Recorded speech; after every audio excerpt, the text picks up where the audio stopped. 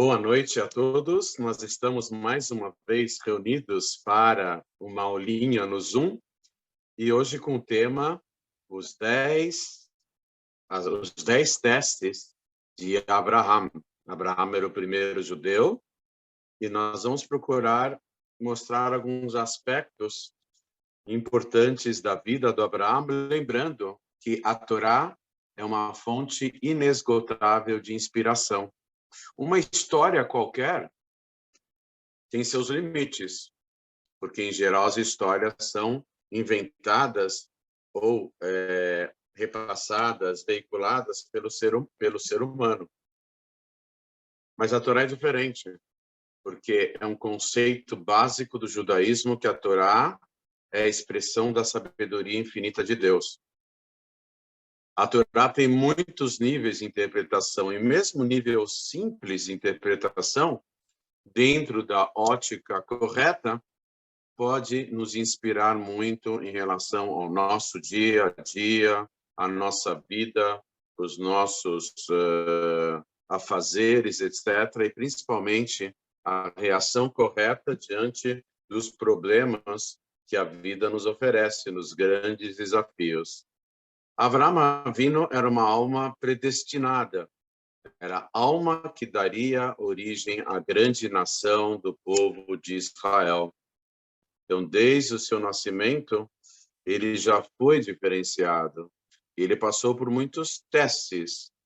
Normalmente, quando se faz um teste, quando a pessoa é testada, quando nós queremos ver até que ponto vai a capacidade da pessoa em relação a qualquer assunto específico ligado ao teste.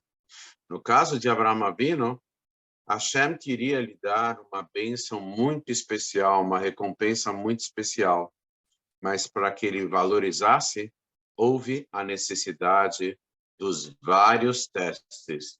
Esses testes, em vez de diminuírem o Avraham, o enfraquecendo, só fizeram com que ele saísse cada vez mais forte. O Talmud diz que Echad Hayah Avraham, singular era o Abraham, um único na sua geração, diferenciado de todas as pessoas, de todos os líderes contemporâneos, inclusive os líderes que o antecederam. Tem uma outra frase de efeito no Talmud que diz o seguinte: o Abraham, no seu tempo, era igual Moshe no seu tempo. Não dá para comparar Abraham com Moshe. Moshe foi o maior líder de todos os tempos, mas Abraham foi o primeirão. Abraham foi o primeiro.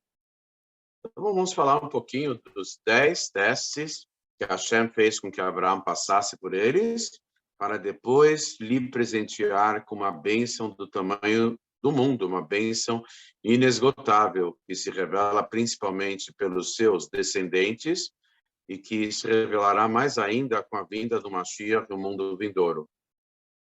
Lembrando que Abraham é uma alma matriz. Abraham é um notricon. Notricon em hebraico significa, é uma abreviação. Abraham, de Av Hamon Goim, o pai de muitos povos, muitas nações. Não foi só o povo de Israel que saiu de Abraham. Outros povos também saíram. Mas, seletivamente, toda a luz de Abraham convergiu para o povo de Israel. Essa é a diferença entre Abraham, Isaac e Jacó.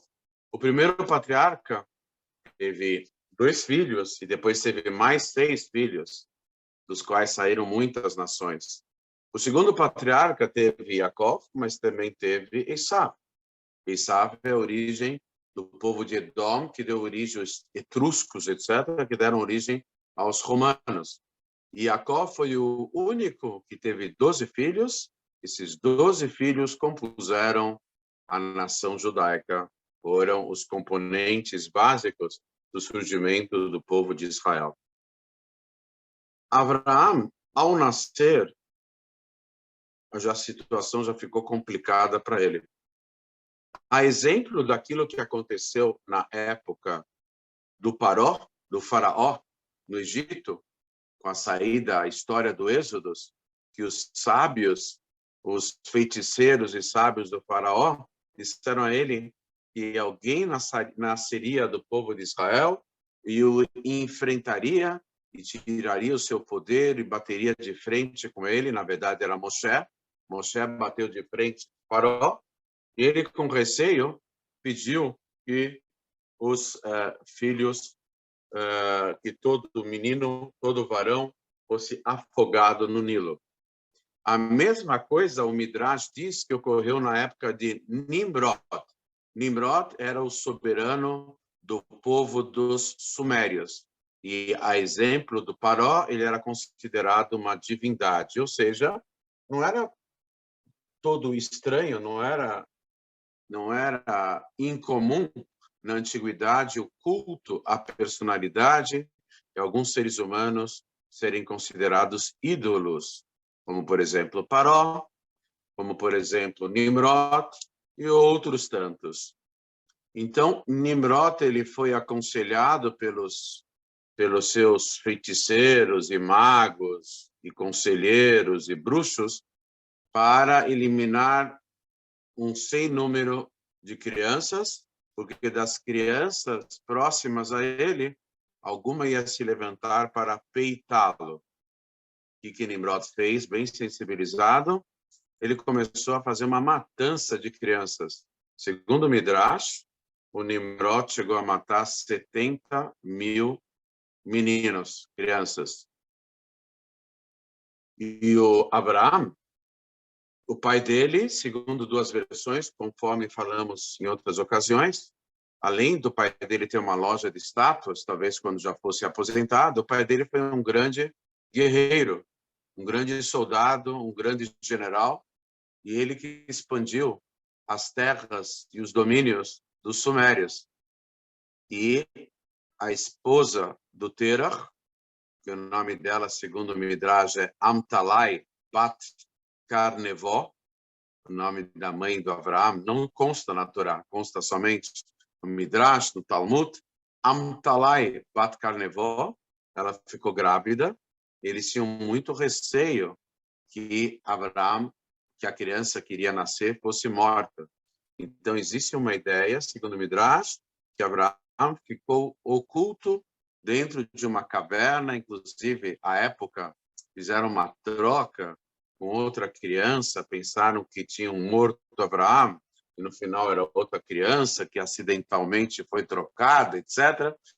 E Abraão sobreviveu, mas ficou escondido durante 13 anos numa caverna. A exemplo, milhares de anos depois, do Rabi Shimon Bar Yochai.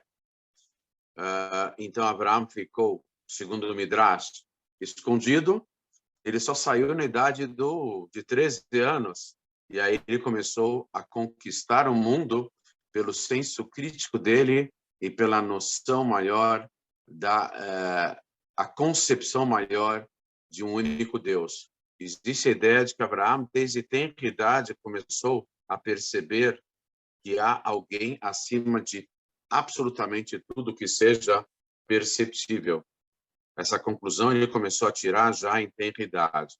Depois de Abraão sair da caverna, um tempo depois, ele foi, e existe uma divergência de opiniões, que idade que ele tinha. Uns dizem que ele tinha uns 20 anos, outros dizem que tinha quase 40 anos, e ele foi jogado numa fornalha pelo Nimrod. Por que ele foi jogado numa fornalha? Ele estava pregando em praça pública a existência de um único Deus. E Nimrod, que era considerado uma divindade, aliás, a principal divindade dos sumérios, se sentiu ameaçado por esse maluco que está falando de um Deus maior, que não tem cara, que não tem corpo, que não nasceu, etc. Mas como? E como fica com ele, Nimrod, que é ao mesmo tempo soberano de toda a nação, é considerado a principal divindade. Então ele acabou enfrentando Abraão, e ele pediu que Abraão mudasse de ideia, e Abraão, muito pelo contrário, continuou defendendo as suas convicções. Ele acabou sendo jogado numa fornalha. O Midrash diz que essa fornalha era enorme. Ela tinha o tamanho de uma praça, de um jardim, e Abraão circulava dentro dela. E Abraão estava amarrado, e o fogo queimou todas as amarras, mas Abraão ficou incólume, intacto.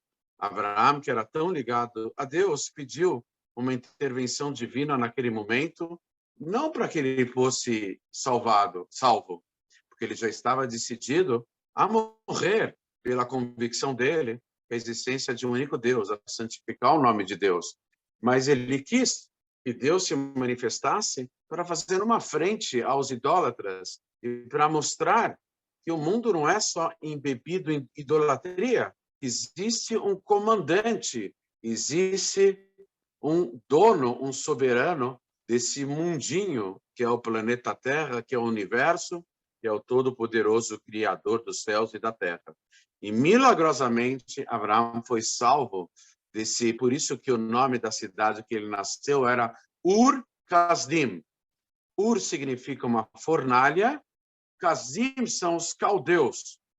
A fornalha dos caldeus era o nome. Eu não sei se tem a ver alguma coisa caldeus com caldeirão. Não sei se tem alguma coisa a ver. Caldeus, caldeirão, não sei. Talvez tenha alguma coisa a ver, porque era Ur-Kasdim, a fornalha dos caldeus, ou seja, um caldeirão, né?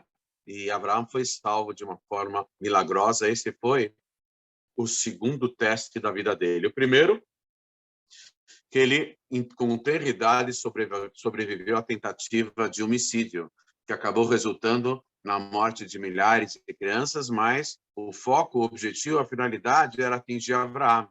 E Abraão ficou longe dessa perseguição, ele foi protegido por Hashem. A segunda é que ele foi jogado numa fornalha e sobreviveu milagrosamente. O terceiro grande teste é que ele saiu de Ur-Kasdim, mas antes dele ter saído de Ur-Kasdim, ele nasceu em Ur-Kasdim, mas o pai dele, uma certa idade, o pai dele levou Abraão e uma parte da família para a cidade de Haran. E lá em Haran, Hashem se revelou para ele, para pedir para sair da sua casa, da sua nação, da casa do seu pai, da sua terra, etc., quando ele tinha 75 anos. Mas antes disso, Terah tinha o levado para Haran com a família, e naquela cidade acabou falecendo o pai e a mãe de Abraão. Ele ficou órfão tanto do pai como da mãe, e aquela viagem foi muito desgastante, ele indo até Haran. E então, uma parte da... alguns dizem que ir para Haran já foi um teste, e outros dizem que não. Que o teste começou quando Deus se revelou para ele. E Deus pediu para ele sair de onde ele estava, e todo estabelecimento que ele tinha. E Abraão era uma pessoa importante, porque ele era filho do Terah. O Terah era um grande guerreiro, um grande general, era ligado ao Nimrod. Então, Abraão ele abandonou tudo para servir a Deus, indo para a Terra Prometida. Esse foi o terceiro teste de Abraão. O quarto teste de Abraão foi que, quando ele chegou na terra que Deus prometeu, e deveria ser supostamente uma terra especial, Abraão chega na terra de Israel e, segundo os sábios do Talmud, do Midrash, nunca houve uma seca em Israel tão intensa, tão profunda, tão radical, tão severa como a seca que foi encontrada por Abraão na época que ele chegou na Terra Prometida. Ou seja, Deus lhe prometeu uma terra, ele podia ter se revoltado e falou: Deus, Todo-Poderoso, o Senhor me prometeu uma coisa, mas chegando aqui, estou vendo que aqui é um buraco, o fim do mundo, não tem nada, as pessoas estão passando fome. Esse foi o quarto teste de Abraão. Mesmo assim, Abraão continuou fiel a Deus, conectado a Deus, porque ele era extremamente espiritualizado. Ele sabia que tudo isso era por um motivo maior, para uma finalidade maior. Ele sabia que tudo isso tinha um propósito, e que Deus não erra, Deus não brinca em serviço, e tudo isso fazia parte de uma trajetória muito maior, muito mais significativa. Quando ele chegou, ele não pôde se estabelecer na terra de Canaã, Abraão, então ele foi para a terra do Egito. E lá chegando, o Paró bateu o olho e pôs os olhos na Sará, que era muito formosa. E aí Abraão disse que ela era irmã dele. Ele não estava mentindo. Naquela época, a sobrinha, a filha do irmão, era chamada também de irmã. E o irmão de Abraão morreu na fornalha depois que Abraão foi salvo. O irmão dele foi jogado na mesma fornalha e acabou morrendo. O irmão dele teve um filho e uma filha. Esse filho se chamava Lot, e a filha, que era Isca, e outro nome dela era Sarai. Então, ele disse que Abraão, como a Sará, já viam anjos, e ele sabia que a Sará estava bem protegida. Mesmo assim, foi um grande teste, e ele conseguiu se controlar, mesmo vendo que o Paró levou a sua esposa, e ele sabia que não podia acontecer nada de errado, afinal, quem se revelou para ele foi Deus. E quem pediu que ele estivesse nessa situação, quem o colocou nessa situação, foi o Todo-Poderoso. Então, ele tinha plena convicção, plena consciência de que tudo isso era por divina providência e fazia parte de um plano maior. Mas não foi fácil para Abraão ver o que a sua querida esposa, casada há tantos anos com ele, foi levada embora pelo soberano do Egito, etc. No final deu tudo certo, ela foi salva de uma forma impressionante. Esse foi, então, o quinto teste de Abraão, que a sua esposa fosse raptada. E, no final, ela acabou sendo recuperada. E ela ficou intacta, incólume, porque havia um anjo que estava abatendo todos os moradores do palácio por conta dessa falha enorme de terem detido a Sará. O sexto teste de Abraão é um relato da Parashá de Lech Lechá, que é uma certa guerra que 4 reis empreendem contra 5 reis que eram subordinados, pagando, rendendo tributos. Esses 4 reis ganham a guerra, entre eles, um deles com nome modificado, era o próprio Nimrod, arqui-inimigo de Abraão, que o jogou na fornalha. Esses 4 reis, eles tensionam. Abraão já era muito forte, muito poderoso, porque ele saiu do Egito com muita riqueza. O Paró ficou impressionado com aquele casal e lhe deu muitas riquezas. E Abraão já era, além de forte e rico, ele era muito influente, uma pessoa poderosa, um poder de influência muito grande. Esses 4 reis se sentiram incomodados e resolveram declarar guerra total contra Abraão. Inclusive, eles quiseram primeiro atingir o seu sobrinho Lot, e depois o plano era eliminar, Deus nos livre, o próprio Abraão. Esse foi o sexto teste que Abraão acabou vencendo totalmente essa guerra, de uma forma miraculosa, etc. Ele tinha o super servo Nimrod, que o Nimrod, desculpe, Nimrod não, Nimrod era o arqui-inimigo. Ele tinha o super servo Eliezer. O Eliezer tinha um poder físico descomunal. Então, os comentários falam que Abraão foi com 318, segundo o Midrash, 318 soldados ou servos que foram guerrear junto com Abraão. Mas o Midrash chega à conclusão que não eram 318 soldados, mas era um homem, um servo, que tinha capacidade de guerra e física equivalente a 318 soldados, que era o Eliezer. O Eliezer era de uma força descomunal que, junto com Abraão, foram guerrear contra esses 4 reis de uma forma impressionante. Esse foi mais um teste que Abraão teve que passar, o sexto teste. O sétimo teste de Abraão, esse talvez foi também um dos mais difíceis.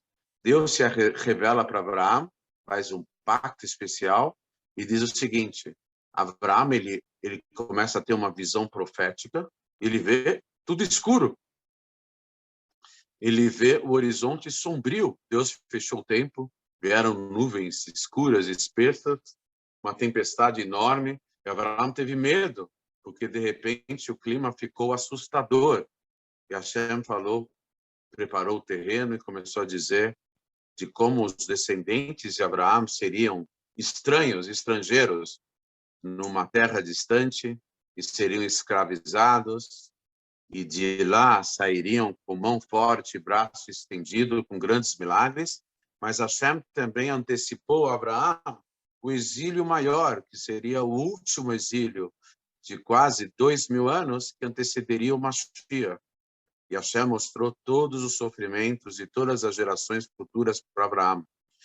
E Hashem deu a entender que fazia parte desse teste tão difícil, que é o exílio, que os judeus fossem sistematicamente perseguidos por todas as nações. Tudo isso Hashem revelou para Abraão. E esse foi um teste, porque Abraão podia ter desanimado, desistido de tudo, virado as costas e falado a Hashem, isso não é para mim. Mas Abraão tinha uma conexão, uma ligação com Deus inquebrantável, inabalável, uma ligação muito especial que transcendia até os limites de todo e qualquer sofrimento. E esse foi o 7º teste, quando Deus mostrou um futuro sombrio para os descendentes de Abraão, antes mesmo da revelação do Mashiach. O 8º teste de Abraão é que Hashem pede para ele circuncidar o prepúcio, a pele que encobre a ponta do seu órgão, que deveria ser seccionada, deveria ser cortada e retirada, que é a circuncisão. O Brit Milá, chamado na linguagem técnica médica, postectomia. E Abraão estava com 99 anos, e mesmo assim ele seguiu a Deus, ele podia estar pondo em risco de vida, a própria vida, já que ele era uma pessoa, já naquela época, idosa. Na época de Abraão Avinu, 99 anos, não era como na época de seus antecessores. Já na época de Abraão, 99 anos já é muita coisa, e mesmo assim ele fez o Brit Milá em si mesmo, em todos os membros da sua família e dos seus amigos, etc., todos os componentes do seu lar, da sua casa, etc. O 9º teste, também dificílimo para Abraão, quando a Sará, vendo que Ismael estava brincando com jogos mortais, onde o próprio Yitzhak era o alvo, Ismael estava tentando alvejá-lo com arco e flecha, então a Sará pede que Ismael e a sua mãe Hagar sejam retirados do ambiente para o bem geral da nação, ou seja, para salvaguardar o seu filho, Yitzhak, etc., protegê-lo fisicamente, espiritualmente, de uma má influência. Ismael, naquela época, era um rebelde, um jovem rebelde, um adolescente bem problemático, ele já tinha 18 anos, não era bem adolescente, e Abraão se sentiu dividido, muito sofrimento em ter que convidar o seu próprio filho a sair de casa, e a sua também esposa Hagar. E aí Deus se revela para Abraão e fala para ouvir a esposa dele, que era a Sará, e fazer com que ela pedisse o que ela estava pedindo, e na verdade ela estava sendo inspirada profeticamente pelo próprio divino para tomar uma atitude dessas. E Abraão realmente se conteve apesar do sofrimento e acabou fazendo a vontade de Deus. E o último, e o mais difícil de todos os testes, é quando Hashem pede para Abraão elevar o seu filho. Seu filho já tinha, não como as novelas aí, os filmes de Hollywood, as novelas, etc., que era um garoto pequeno. Yitzhak já tinha 37 anos quando ele foi levado pela mão pelo patriarca Abraão. Yitzhak sabia mais ou menos o que ia acontecer com ele, e Hashem fala que era o grande teste de Abraão, sacrificar o seu filho querido, era para ter dado um curto-circuito no cérebro do Abraão, ele ter falado, olha, não tem registro, né? De ter uma convulsão total, uma queima de neurônios, etc. No entanto, Abraão, ele madrugou no dia seguinte e se agilizou para fazer a vontade de Deus, mesmo que ele tenha compreendido errado, Deus lhe disse para elevar o Yitzhak. Ele entendeu sacrificar. Leha'alot em hebraico tem dois sentidos, o verbo leha'alot. Um é elevar e o outro é sacrificar. E Abraão entendeu errado. Esse era o teste. Hashem queria que ele entendesse errado. A palavra estava correta, mas a interpretação, por divina providência, foi diferente da interpretação correta. E esse foi o grande teste que Abraão, que era bondoso, misericordioso, totalmente generoso, que só fazia o bem para todos, chegou ao ponto de estar pronto para sacrificar o seu próprio filho, porque Hashem, o Todo-Poderoso, lhe tinha orientado. Esses foram os 10 testes de Abraão. Eles não são um consenso, outros sábios divergem em um ou outro desses 10, dizem em outros fatores também, que foram testes de Abraão, mas preponderantemente a maioria das opiniões são de que esses 10 testes foram uma forma de Hashem cobrar, entre aspas, o preço para dar uma carga infinita de bênçãos para Abraão, para seus filhos e para toda a posteridade. Então, nós do povo de Israel ainda colhemos os frutos desse grande empenho de Abraão, que levou uma vida totalmente significativa, espiritualizada, um verdadeiro sacerdote, onde o seu sacerdócio maior era a sua conexão com Deus, que fez com que ele vivesse defendendo o Deus único, procurasse influenciar as outras pessoas no sentido que elas se aproximassem do Deus único. Ele seguiu a todas as orientações divinas, mesmo que muitas vezes ele caía numa situação totalmente inexplicável, uma situação contrária às bênçãos de Deus. Hashem falou uma coisa e na prática aconteceu outra, mas Abraão sabia que tudo isso fazia parte de um plano maior. Quando Moshe Rabbeinu reclamou para Deus que o povo de Israel estava sofrendo no Egito e que por que Deus, de uma vez por todas, não se revelava, e Moshe foi falar com Paró, em vez de melhorar a situação piorou ainda mais. E Hashem, na pele de um grande líder, ele se condoeu pelo povo de Israel, Moshe. Moshe se condoeu e chegou perante Deus e falou: Hashem, olha, o senhor quer me nomear como líder do povo? Mas olha o que está acontecendo. O senhor pediu que eu fosse falar com o Paró, e em vez da situação melhorar, ela só piorou.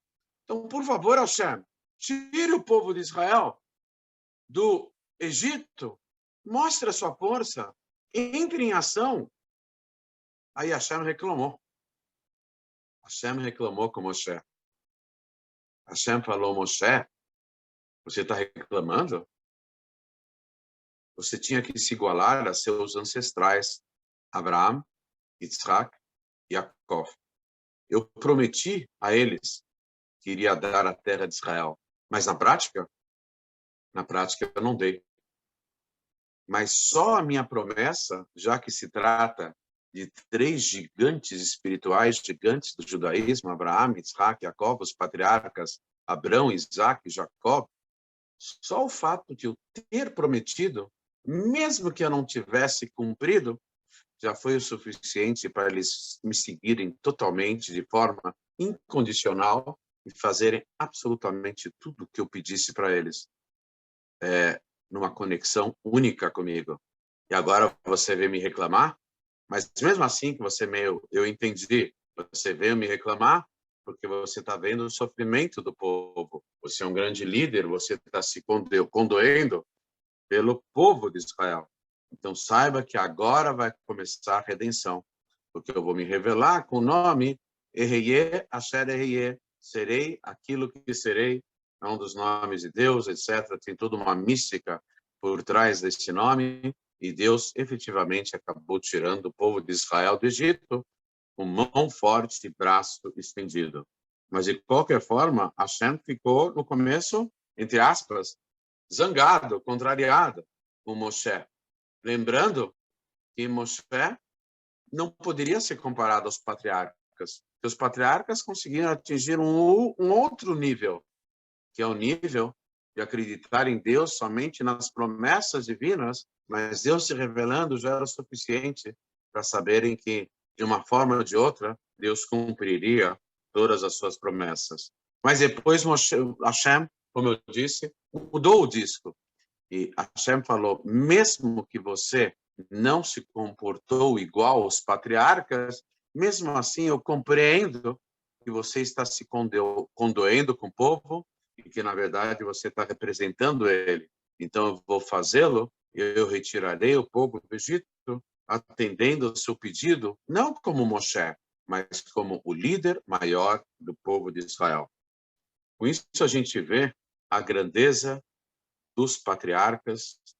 Na mística do judaísmo, Abraão simboliza Chesed, bondade, Isaac simboliza severidade, Yaakov é uma mescla fina. Yaakov é Tiferet, em hebraico, que pode ser traduzido como beleza, mas também carisma, que é, na verdade, uma mescla sofisticada entre a bondade e a severidade. Abraão difundia pelos 4 ventos do mundo, pelos 4 cantos afora, o nome de Deus. E ele beneficiava, mesmo materialmente ou espiritualmente, a todos, aqueles que merecessem, como também aqueles que não fizessem por merecer. Abraão procurava beneficiar a todos. Yitzhak já era diferente. Yitzhak já era severidade. Os sábios dizem que Abraão e Sará conseguiram uma multidão de seguidores. E, curiosamente, na época de Yitzhak, 95% a quase 98% desses seguidores se dispersaram, sumiram. Por quê? Porque Yitzhak exigia uma atitude individual. Yitzhak não estava simplesmente preocupado em dar, Yitzhak cobrava.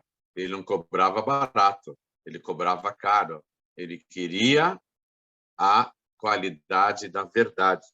Ele queria que as pessoas fossem sinceras, que as pessoas fossem por fora iguais ao que elas eram por dentro. Esse nível de exigência de Abraão fez com que muitos seguidores nível de exigência de Isaac fez com que muitos dos seguidores do seu pai desaparecessem do dia para a noite, porque ele queria não só quantidade, mas, acima de tudo, qualidade. Yaakov, ele mesclou a atuação do vovô Abraão e do papai Isaac. Vovô beneficiava todos, aqueles que merecessem e aqueles que eventualmente não mereceriam. Isaac só beneficiava quem merecesse. Quem não merecesse, tchau. Cai fora. Dá o fora, desinfeta. Yaakov fez melhor. Yaakov produziu e induziu as pessoas a merecerem, depois ele as beneficiou. Ele produziu, ele criou seus seguidores, não simplesmente os atraiu.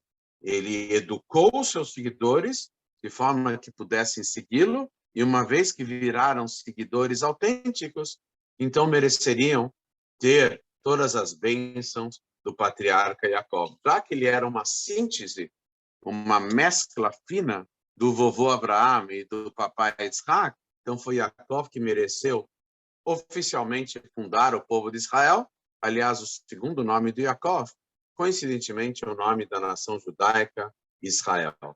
Em mérito do Abraão, interessante que a gente fala na primeira brachá, na primeira bênção do Shmona Esrei, da Amidá, daquela reza que nós falamos em pé, imóveis, em voz baixa, e a audiência particular com o rei, já na câmara do trono do rei, diante do rei, a gente fala, Baruch atah Hashem, bendito sejas tu, eterno, Eloqueno ve'Elokei avoteno, nosso Deus, o Deus de nossos pais, antepassados.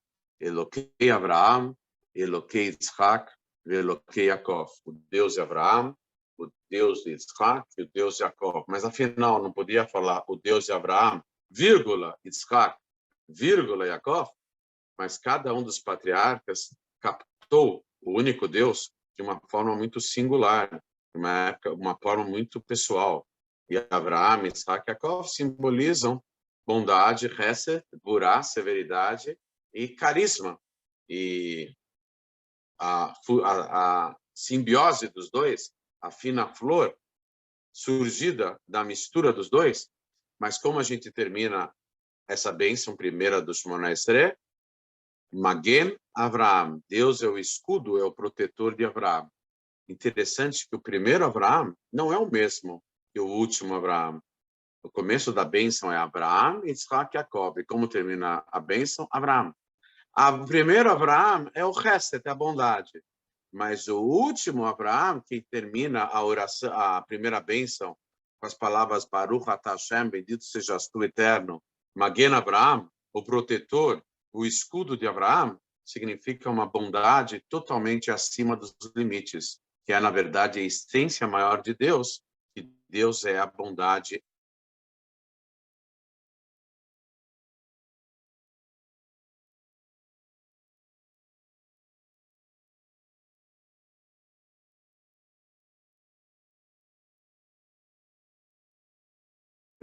É só clicar no link, a qualquer momento vai cair.